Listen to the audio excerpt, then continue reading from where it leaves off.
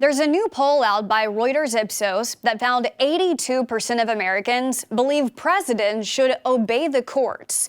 A majority of Democrats and Republicans agreed on this basic principle.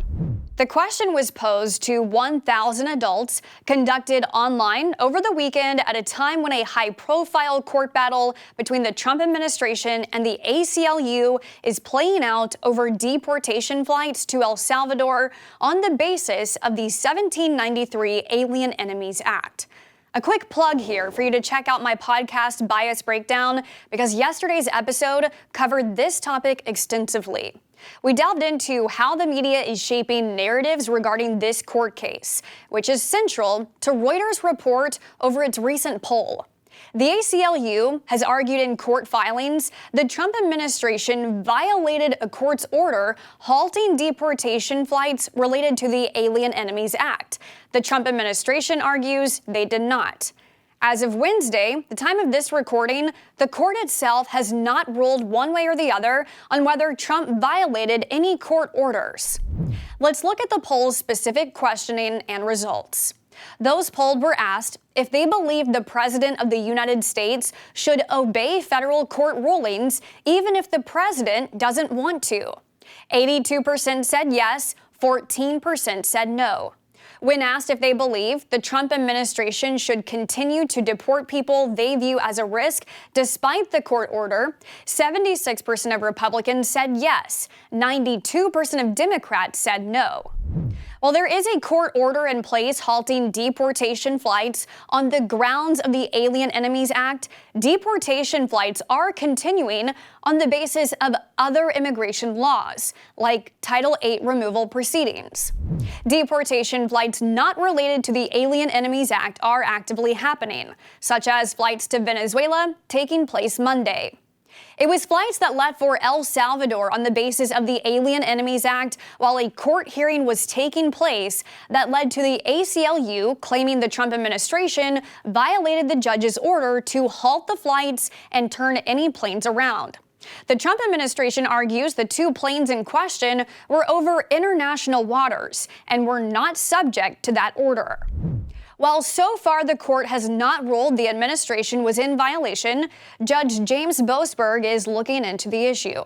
The president and his admin officials have been vocal in their opposition to the court's rulings, suggesting the courts and judges are overstepping their authority by blocking the administration's enforcement of immigration laws and other executive orders now tied up in the courts.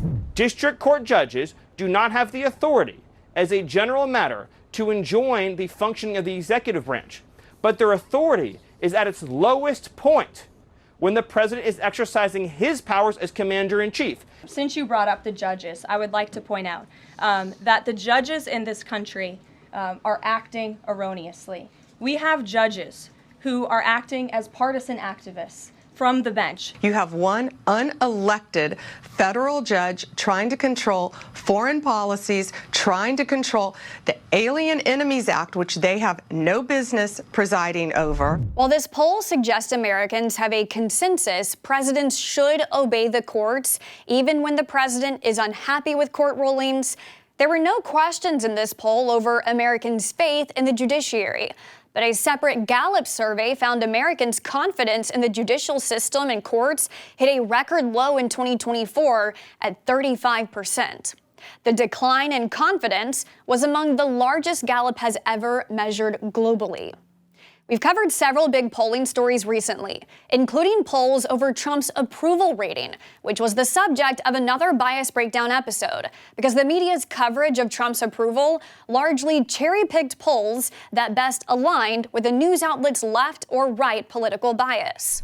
Because polls can sometimes be manipulated and used as evidence or support to back a narrative and is an identified type of media bias by the media watchdog group All Sides, we try to report on polls through a critical, professional lens, telling you upfront how many people were polled, the method of polling, and exact wording of poll questions. Then we leave it to you to form your own opinions over the facts presented.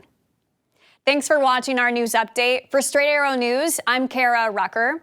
I'd appreciate you checking out SAN's latest podcast, Bias Breakdown. It's a project I'm putting a lot of my energy into to try and bring you a news product that you deserve. True to our mission, breaking down media biases and leaving you with the unbiased, straight facts. Thanks so much for your support, and I'll see you next time.